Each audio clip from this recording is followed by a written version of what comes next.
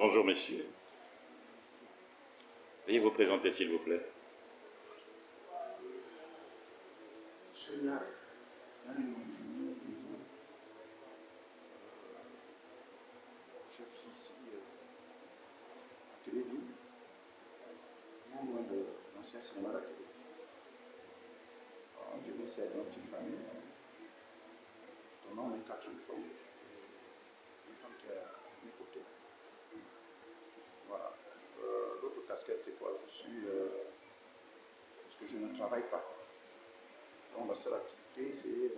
Je suis responsable au sein des organisations des personnes handicapées. Où j'ai été plusieurs fois président de la plupart de ces structures.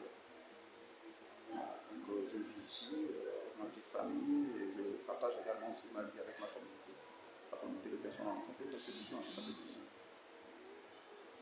Voilà.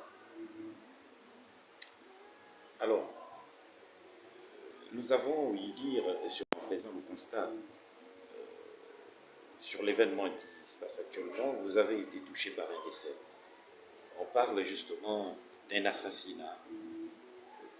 Pouvez-vous un tant soit peu nous faire état de la situation telle que vous la vivez, sur comment cela s'est-il passé, qu'est-il arrivé pour que l'enfant se retrouve dans la situation de Vous décès? savez, je vais vous dire très clairement, j'accepte de m'exprimer publiquement par rapport à cet événement. Ce n'est pas parce qu'il s'agit tout simplement de mon fils, mais c'est par rapport à une situation, un fléau, certainement qu'on hérite de l'ancien système. C'est pour cela que j'accepte. Parce que vous pouvez imaginer, je viens de perdre mon fils, le Benjamin. Donc, il n'est pas facile de pouvoir s'exprimer devant les médias à des pareilles circonstances. Là où vous me voyez, là, je suis notre équipe. Mais évidemment, j'ai une famille que je dois encadrer en tant que chef de famille. J'ai ma femme qui est éprouvée. Mes enfants sont sans voix. Voilà, parce qu'on vient de perdre tragiquement notre fils. Sans aucune explication qu'on puisse justifier. Alors, donc, c'est pour cette raison, je disais, que j'accepte de parler de la situation de mon fils, qui certainement concerne beaucoup de familles. Alors, tout ce que je peux vous dire, je ne pourrais pas vous dire avec exactitude que voilà ce qui s'est passé dans les moindres détails. Mais ce que je sais, c'est que mon enfant est revenu du lycée Bessieux, où il apprend, parce qu'il est à Bessieux depuis la 6e. Il a été admis à Bessieux par voie de concours. Il a fait son premier cycle. Cette année, il a commencé son second cycle en classe de second LEC. Lorsqu'il est revenu des cours, l'enfant n'a pas mis... En tout cas, habituellement, lorsqu'il revient des cours, comme la plupart d'ailleurs, ils vont dans leur chambre, ils se reposent. Mais ce jour-là, ce lundi, dès qu'il est rentré des cours, comme il a eu EPS dans l'après-midi, il a fait un tour dans la chambre. J'avais le dos tourné, j'étais sur mon ordinateur. Je ne sais même pas s'il s'échange, s'il a retiré sa tenue. Je ne pense pas. Mais aussitôt, je vois une silhouette qui ressort et je me rends compte que c'est seulement lui. Et je me suis dit qu'il n'allait pas loin. C'est comme ça que j'apprends que finalement, il s'est changé devant la porte du voisin. C'est comme ça qu'il est parti là où la tragédie a eu lieu. Donc il y a d'autres amis du quartier qui l'attendaient pour qu'ils aillent faire la bagarre. Parce que dit-on que cette bagarre avait commencé depuis samedi. On aurait giflé son ami, qu'il aurait rendu, et c'est comme ça qu'ils se sont lancés le défi qu'ils allaient venir se battre avec. Sauf que quand ils y vont, celui qui va se battre seul, les autres vont admirer. Et lorsque l'un de l'autre groupe surgit avec une arme blanche, je ne saurais définir ici, est-ce un couteau, est-ce des ciseaux? C'est comme ça que celui-ci, qui ne pouvait même pas tenir devant mon enfant, C'est comme ça que celui-ci lui donne le coup fatal au niveau du cœur, la poitrine ici, en plein cœur. Tout ça, c'est des faits qui m'ont été relatés. Alors, ce que moi je sais, c'est que mon enfant est ressorti. Quand j'arrive dehors, je ne le vois plus. Et comme j'ai un ami qui est venu me rendre visite, je vais le rejoindre là-bas. Ça n'a pas fait 10 minutes. Le fils du voisin, mon voisin qui est juste au fond là, le jeune David, c'est comme ça qu'il vient en courant. Il nous surprend d'ailleurs en train de crier. Il dit non, on a poignardé Glenn. Comment ça? Glenn était avec, Glenn venait d'arriver. Glenn, on a poignardé où? Il dit on a poignardé du côté de la Guinée là-bas. Son père lui a demandé de se calmer. Il est parti dans sa maison. Il est ressorti en courant pour aller parce qu'il a dit il va venger Glenn. C'est comme ça que moi je vous avoue que j'étais perdu. C'est comme ça que j'annonce à sa grand-mère, à madame, je lui dis ah, on vient de m'apprendre à combien de poignarder. Essayez d'aller voir pour que j'ai un peu plus de précision. Lorsque ils vont vers là-bas, quelques minutes après, ils reviennent et disent que nous, effectivement, on a poignardé. On l'a conduit au CHU de Libreville. Connaissant la négligence, parce que les CHU ou les hôpitaux publics du Gabon sont des mouroirs. C'est comme ça que j'appelle mon frère, je n'ai pas besoin de citer le nom ici, qui est chirurgien d'ailleurs, qui est chef de service.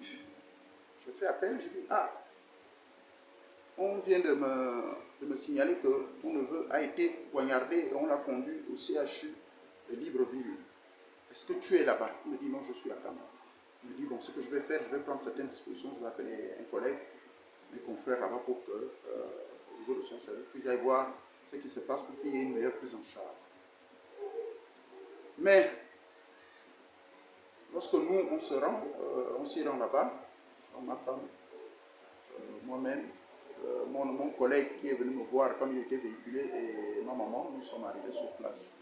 On nous a fait traîner pendant au moins 15-20 minutes sans nous dire exactement dans quelle situation l'enfant était. En tout cas, je me suis présenté comme étant le père de l'enfant. En dehors de ça, je n'ai pas eu une information quelconque.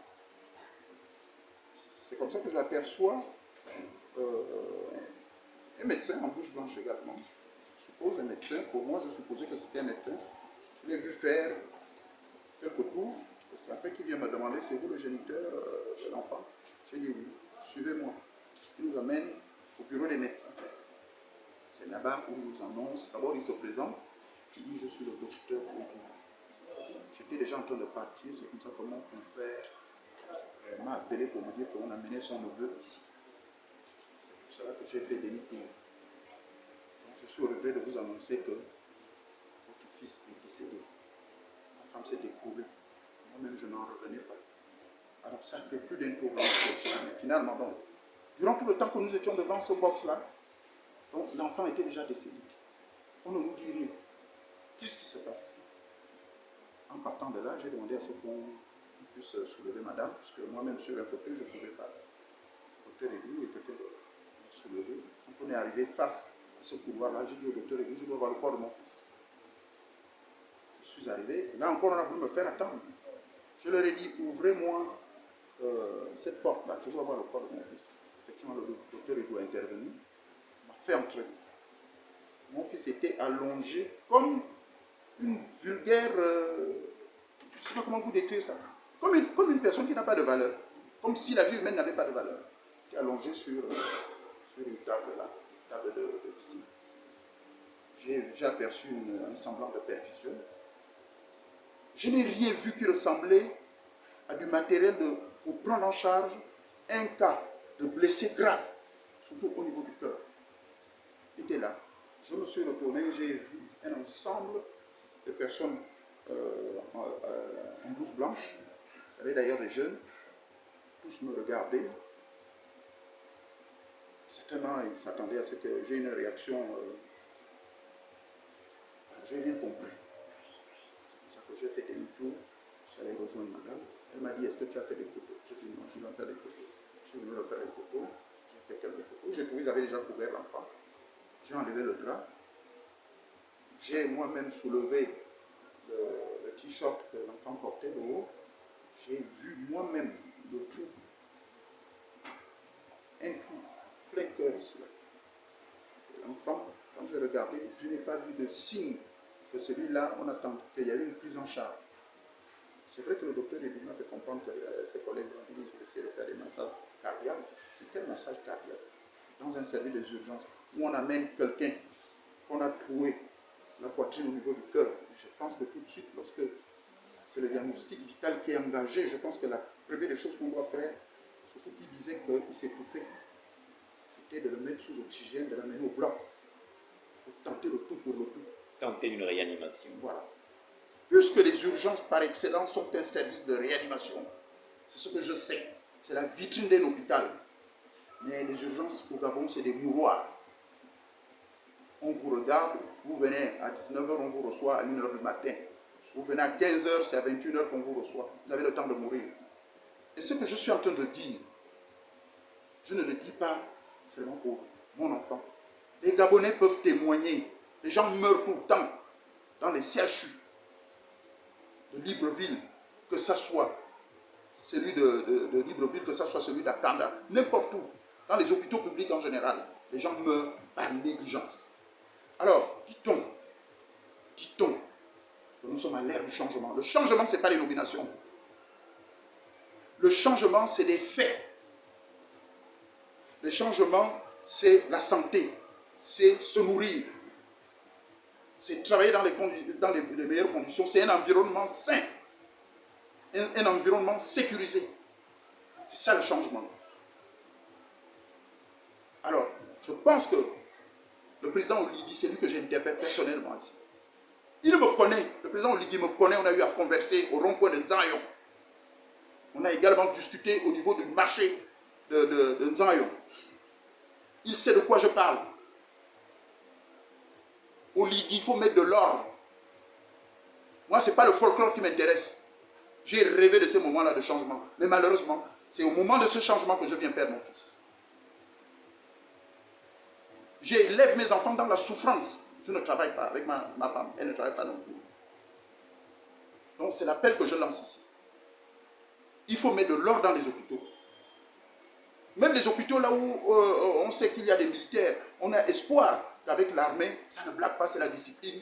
Parfois, ça ne marche pas. L'hôpital général, n'en parlons plus. Donc voilà déjà le premier appel. Le deuxième appel, c'est l'éducation nationale. C'est le ministère de l'Intérieur. Il y a un fléau qui s'est développé. Des bandes organisées dans les quartiers et dans des écoles. C'est à cause de ça que mon fils vient de perdre la vie. Vous avez un enfant qui va à l'école, donc entre-temps, il est menacé par les autres. Ça forme des gangs autour. Ils pensent qu'ils sont en sécurité. Quand ils sont nombreux, une bagarre est livrée, il y a un qui... On poignarde, comme on vient de poignarder mon fils. On n'en parle plus. On ne remplace pas une vie humaine. Plus rien ne sera plus comme avant. Donc ce fléau-là, il faut que l'éducation nationale prenne ses responsabilités. Avec les parents, bien sûr. Il faut que le ministère de l'Intérieur multiplie les patrouilles, la brigade des mœurs. Donc voilà, je suis endeuillé, je suis impuissant, je ne travaille pas. Comment je vais faire maintenant pour accompagner dignement mon fils? J'ai élevé mes enfants en se disant que ce sont eux qui vont m'enterrer. Je misais sur mes enfants en se disant qu'ils vont travailler. Moi, je n'ai pas pu travailler. Qu'ai-je fait? Qu'avons-nous fait? Quel est ce pays qui fonctionne comme ça là? Où on n'a pas le temps de quelqu'un, où on n'a pas le temps des autres. Donc c'est l'appel que je lance au président. Que moi, le folklore, ça ne m'intéresse pas. Faites vos nominations, il faut que les choses changent. Il faut que les Gabonais se soignent, il faut que les Gabonais circulent en sécurité. Il faut que nos enfants apprennent dans des meilleures conditions, en sécurité. Parce qu'on a tendance à tout regarder et à penser que c'est les autres qui vont venir faire. Oui, vous nous demandez de changer les mentalités. Moi, ma mentalité a fait changer depuis longtemps. Parce que je n'ai jamais accepté la manière dont les choses se passaient. Et j'ai élevé mes enfants en les gardant chez moi. Mais il est difficile que lorsque l'enfant va à l'école, dans l'intervalle, là, beaucoup de choses se passent. Donc c'était ça mon appel. tout ce que je peux vous dire dans ce sens.